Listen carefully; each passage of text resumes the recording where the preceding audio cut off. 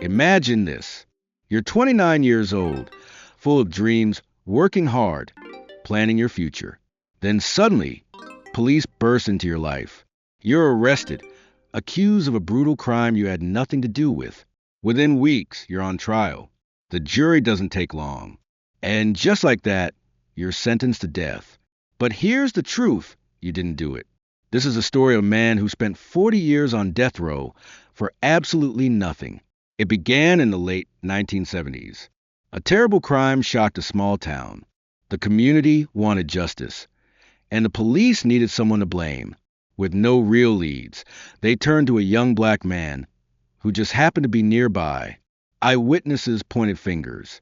Forensic experts claimed the evidence was clear. The jury bought it, and in a flash, he was condemned to die in the electric chair. His life ended the moment that verdict was read. He was led into a tiny concrete cell on death row, barely big enough to stretch his arms. And there he stayed. Days turned into years. Years turned into decades. He lived each sunrise knowing it could be his last. Every letter he wrote, every prayer he whispered carried the same desperate plea. Please, someone believe me. He lost everything: his youth, his freedom, the chance to marry, to raise children, to hug his mother before she died. He missed birthdays, graduations, funerals. Life outside moved forward, but his world stood still, frozen in a prison cell. And yet, he refused to give in to despair. He read books. He found faith. He clung to hope, even as the world forgot about him. Then, after nearly 4 decades, a group of lawyers from a justice organization stumbled upon his case. What they found was jaw-dropping. The so-called experts who testified at his trial? Wrong. The evidence that supposedly proved him guilty? Flawed. New forensic testing showed what he'd been saying all along. It was impossible for him to have committed the crime.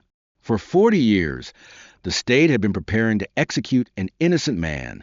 At last, the court overturned his conviction, and after 4 decades of waiting to die, he finally walked free.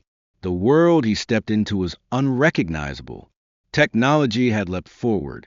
Friends and family were gone.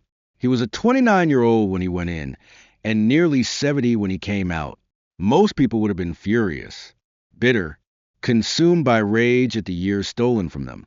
But when asked if he was angry, he said something extraordinary. If you don't forgive, it will eat you alive. Instead of hatred, he chose peace. Instead of silence, he chose to speak out. For the voiceless, for the wrongly convicted still sitting in their cells, waiting for someone to listen. His nightmare became a warning to the world. Justice is not perfect. And when it fails, it doesn't just steal years. It steals lives. Because his story isn't just about one man. It's about a system that can cage the innocent, while the real criminals walk free. So the next time you hear about someone on death row, remember this. Behind those bars, it might not be a monster.